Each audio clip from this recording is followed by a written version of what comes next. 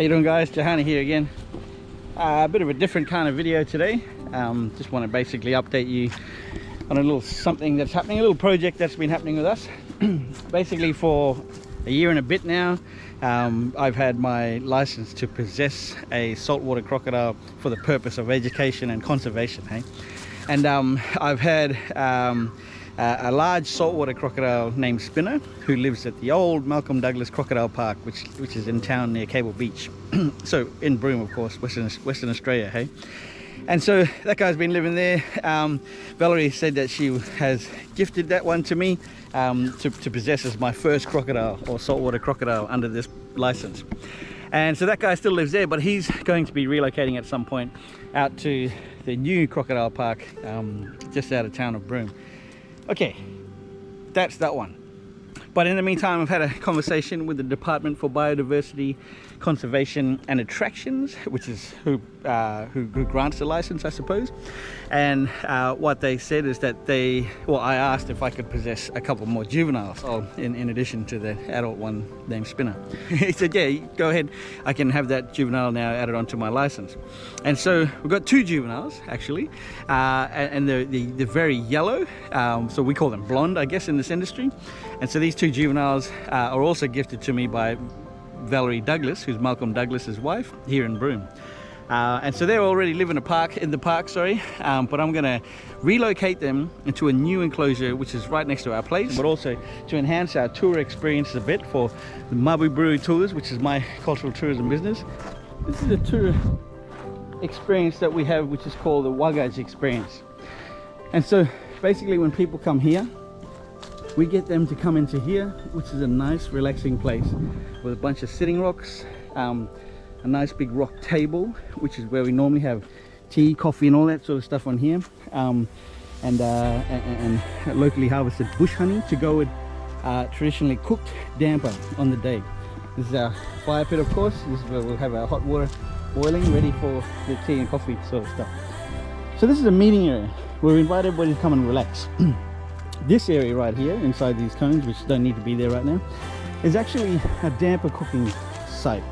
And so this is where we'll cook damper in the traditional method for our guests to see, but also we'll talk to them about that, and maybe a few other stories, and kind of a welcoming session to the Wakaj experience. So once they're done with all that, get a bit of an introduction, a welcome, and they feel comfortable, I guess, and relaxed, we then bring them over to here.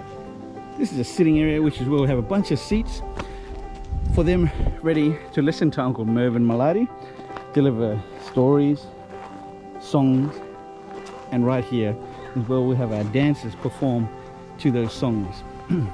Okay, so that's the Wakaj experience, which Mabu Buru Tours delivers once a week, which is, Wakaj means the coming together of family, you see. And so we're just pretty much sharing our family gathering experience with our guests on the tour. Okay, so right there is where that all happens. But then right here is a fence line. It's always been a fence line, but on the other side of the fence line is a nice little strip, which I'll go back around to, but it's a nice little strip where we can keep our two blonde juvenile saltwater crocodiles. And so because we do the wrangling stuff, and everybody knows about that crocodile feeding tour that we do for the Malcolm Douglas Crocodile Park, we can just show them the crocodile here as well. Maybe if we have time, we can talk about it. But also if we're delivering a different type of experience over there, then we'll also maybe get to talk about the crocodiles as well, if we have time. And you know, if it's a feeding day for them and we've got feed, then maybe we'll give them a feed as well, okay? Okay, anyway, so this little area, which is right next to, on the other side of that fence, right next to the Wakaj space, there's a nice little corridor that goes all the way down. So it's about as what, actually, let's measure it. It's nearly 7 meters, so 6.77 or something like that meters wide. And in terms of how long it is, let's see if I can measure it by stepping it out. 1, 2, 3, 4, 5, 6, 7, 8, 9, 10. Oh, maybe 11, 12.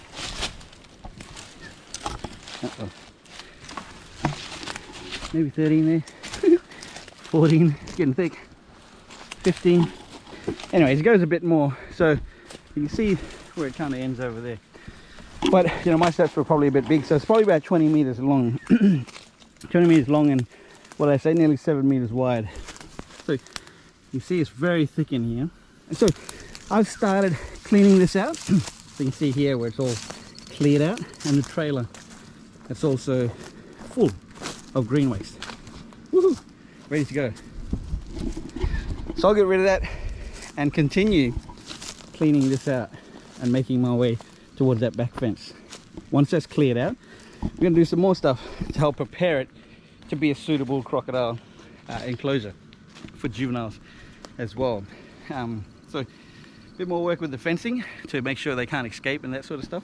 And then of course we have to dig a pond or a pool so they can obviously fit inside of, both of them, and help regulate their body temperature throughout the day. You can see that there's plenty of shade in here, but there's also plenty of sunlight will come through as well, especially when I get rid of a few more of these trees here.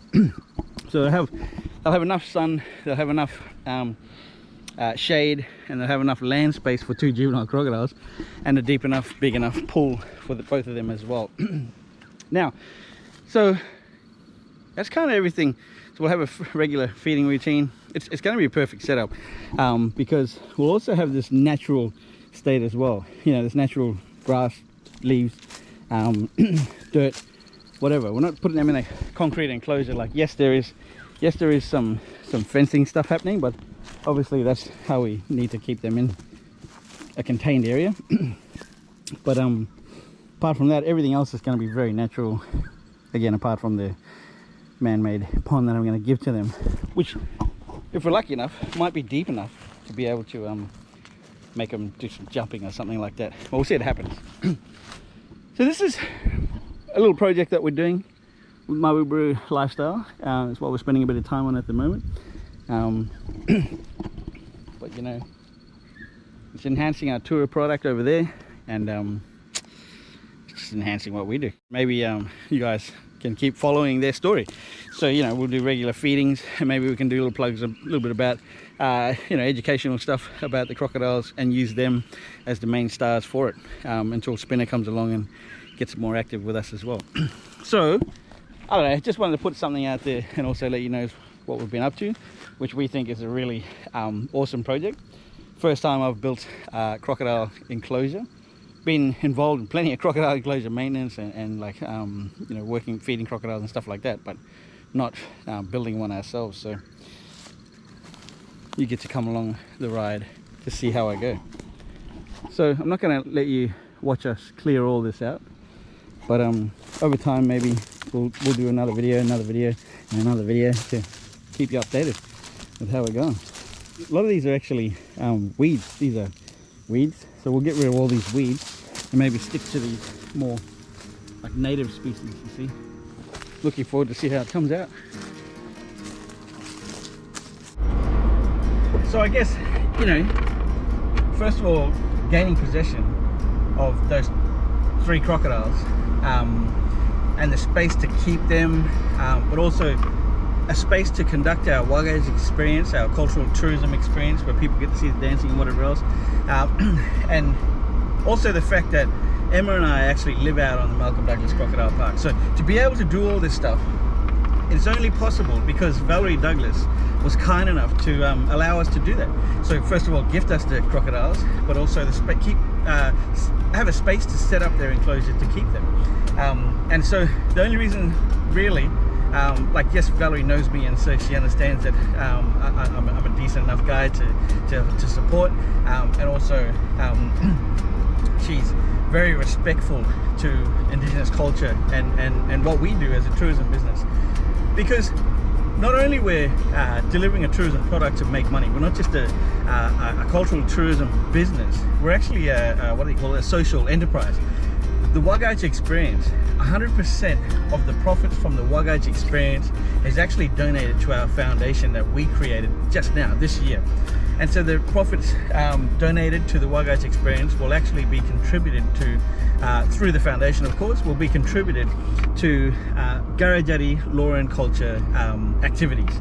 And so contributing in a space where no one else really is doing that. So we're filling a hole, we're filling a gap there that was identified in last year. And so to support our culture, we're doing that. And its survival, but also strengthening it. This is all what's going on in that little space, what I've just showed you. And there's so much more that we do as Mabu Buru Tours and as individuals, of course, in our space. Valeri Douglas sees what we do, and she sees the value in what we're doing and how important it is. And so that's why she supports us, and that's why she supports Mabu Buru Tours, and that's the only reason why we're able to do what we're doing in that space. And so I just want to take this opportunity to thank Valeri Douglas, but also let everybody know that this is who she really is. People tend to see that, oh, she's Malcolm Douglas's wife. Well, actually, she's more than just Malcolm Douglas's wife. She's a very beautiful person, and she's really supportive of Aboriginal people and culture, just like Malcolm Douglas was, hey? Okay, so I just wanted to make sure that you understood that, and that is why we're doing what we're doing in the way that we're doing it. So, yeah, big ups to her and her family, of course. And we'll see what 2023 brings for us again with their support. So I guess for all of those that have been following the way that Mabu Buru Tours has been evolving over the last couple of years, you now know something else is happening to help develop who we are and what we do a little bit more. But also, you know, these crocodiles is going to be a part of Mabu Buru Lifestyle's story as well, you see. So we're going to regularly touch base with them, you know, do some feeding, maybe do a little bit of talking about them. I don't want to show you those crocodiles just yet. I want to show you those two crocodiles as they're coming into that enclosure, and then we can take it from there. I don't want to show you kind of who they are, what they are, where they are at the moment, because moving forward is the story, not necessarily where they've come from and stuff like that. But I can tell you that they're farm-bred crocodiles, and so that's why we have access to these juveniles.